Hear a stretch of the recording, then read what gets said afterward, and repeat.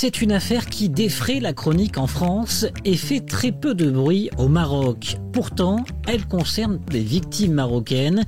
L'affaire Jacques Boutier, richissime fondateur du groupe de courtage en assurance Assu 2000, est accusé d'avoir violé au moins une fille mineure et d'avoir monté un réseau de prostitution et de traite de mineurs au profit d'autres prédateurs. Que s'est-il passé au Maroc? Comment a fonctionné ce réseau? Passage au scan. Je suis Landry Benoît, vous écoutez le Scan, le podcast actu de Tel Quel. Et ce mardi 28 juin 2022, je vous propose de parler de l'affaire Jacques Boutier. Assu 2000, on est là et là aussi, pour vous. Assu 2000, partout, pour tous. Jacques Boutier, le fondateur d'Assu 2000, assureur automobile désormais renommé Villavis depuis janvier 2022. Âgé de 75 ans, l'homme a été arrêté le 17 mai dernier dans sa maison en Charente-Maritime, dans le sud-ouest de la France. Il est poursuivi pour traite d'êtres humains sur mineurs, viol sur mineurs de plus de 15 ans, recours à la prostitution d'une mineure et agression sexuelle sur mineurs de moins de 15 ans. C'est une Marocaine de 22 ans qui a enclenché l'affaire en portant plainte dans un commissariat en France. Elle accuse Jacques Boutier de l'avoir hébergée dans son appartement contre des relations sexuelles quand elle n'avait que 16 ans. Ces relations auraient duré 5 ans jusqu'à ce que l'homme lui aurait trouvé, je cite, une remplaçante, une jeune fille mineure de 14 ans. Mais au Maroc, 4 autres plaintes sont déposées depuis le 17 juin. C'est ce que nous apprend l'enquête menée par ma consoeur Manal Zenaibi. Bonjour Manal. Bonjour Landry. Votre enquête s'intitule « Affaire Jacques Boutier sur la piste d'un prédateur sexuel à Tanger ». Enquête disponible bien entendu sur telquel.ma. On va entendre dans cet épisode du Scan des témoignages édifiants que vous avez pu récolter ainsi que l'avocat des victimes marocaines. Manal, est-ce qu'on en sort entre guillemets, indemne de ce genre d'enquête, une affaire aussi sordide, et comment s'est opérée justement cette enquête? En fait, ça n'a pas été évident, les témoignages que j'ai recueillis.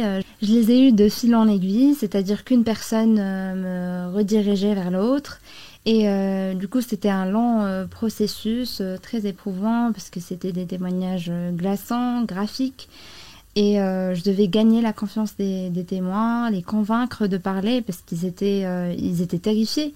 Ils ont peur des représailles, surtout que selon leur dire, Assu 2000 aurait riposté. Ils auraient mis en place toute une campagne pour intimider et les victimes et les témoins, les anciens salariés, pour les faire taire.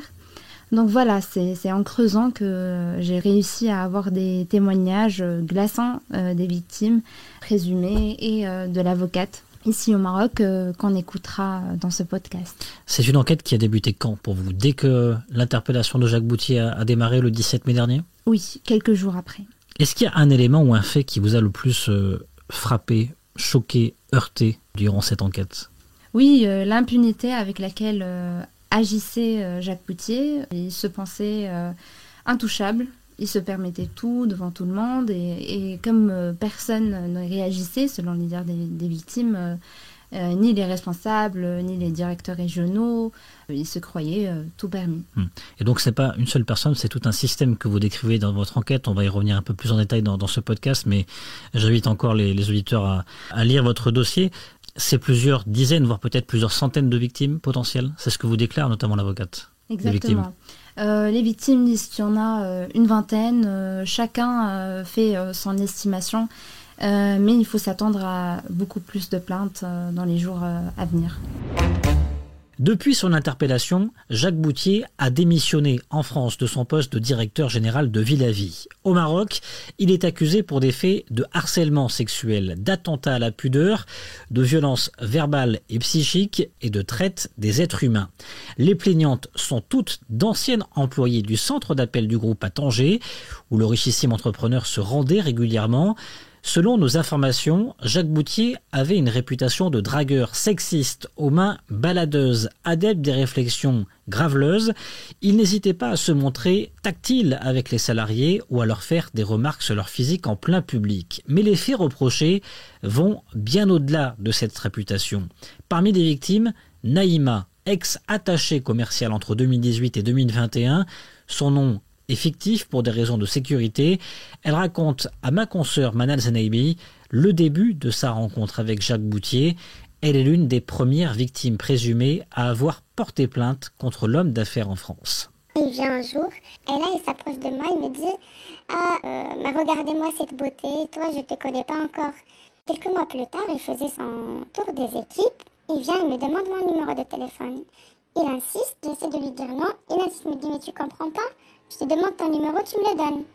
Et là, je lui donne mon numéro malgré moi, et à 21h30, il m'a envoyé une vidéo pornographique dans laquelle on voit le sexe d'une femme qui est en train de se toucher, en train de danser. Voilà pour un court extrait du témoignage de Naïma. Après cette vidéo envoyée, ma consoeur Manal Zenaibi écrit que Naïma envoie un long message au PDG. Elle lui déclare que son comportement est irrespectueux et qu'il ne se reproduise plus.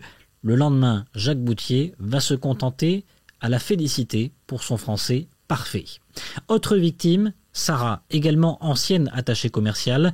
Tout commence pour elle en octobre 2020 avec un appel de Jacques Boutier sur son poste. J'ai reçu un appel de Jacques Boutier. Je vois le nom Jacques Boutier, c'est le PDG. Là, il me dit qu'ils ont reçu une grosse réclamation qui me concerne et me demande d'envoyer des photos à moi. Des photos nues.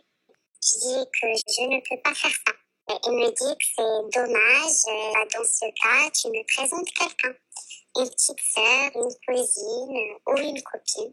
Sarah assure avoir tout rapporté à 3 responsables, dont le directeur général et des directeurs opérationnels et acquisitions à Tanger. En réponse, la direction lui aurait rétorqué qu'il n'y a rien de grave et que le patron est intouchable. Des victimes, il y en aurait peut-être 20 ou plus selon les premiers décomptes, mais au-delà des victimes présumées portant plainte contre Jacques Boutier, c'est tout un système qui a été mis en place à Tanger, un système B comme Boutier, le millionnaire classé 487e fortune de France en 2020, avec un patrimoine estimé à 160 millions d'euros, utilisait la hiérarchie de son entreprise pour arriver à ses fins. D'après des témoignages concordants d'anciens employés contactés par tel quel, certains managers étaient complices. Jacques Boutier aurait donc pu bénéficier de l'aide d'un bon nombre de ses collaborateurs. Pire, des gérants de l'entreprise, des chefs d'équipe, des responsables commerciaux ou encore des chefs de plateau sont également visés par des plaintes au Maroc. Tous auraient fait partie du système organisé de prédation sexuelle piloté par Jacques Boutier. L'avocate des victimes marocaines, Aïcha Guella, utilise même le qualificatif de bande criminelle. C'est devenu un système Jacques Boutier. C'est pas seulement une personne qui a commis des crimes sanctionnés par la loi, mais c'est tout un système, des gérants, des femmes et des hommes, des Marocains, des étrangers, qui ont profité de leur position, de leur autorité pour exploiter sexuellement ces femmes-là et agresser sexuellement des jeunes filles et des jeunes femmes. Alors jusqu'où ira l'affaire si le centre de Tanger n'a sans doute pas fini de livrer de mauvaises surprises? L'affaire s'est étendue à d'autres pays puisque Jacques Boutier et ses complices organisaient des voyages annuels au compte de la société. Le patron emmenait officiellement ses meilleurs employés, généralement en Amérique latine ou en Asie du Sud-Est.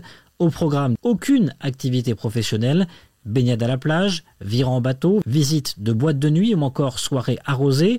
Tous les frais étaient payés par le groupe pour récompenser ses éléments les plus brillants. Mais officieusement, d'après plusieurs anciens employés, les salariés étaient choisis bel et bien en fonction de leur physique.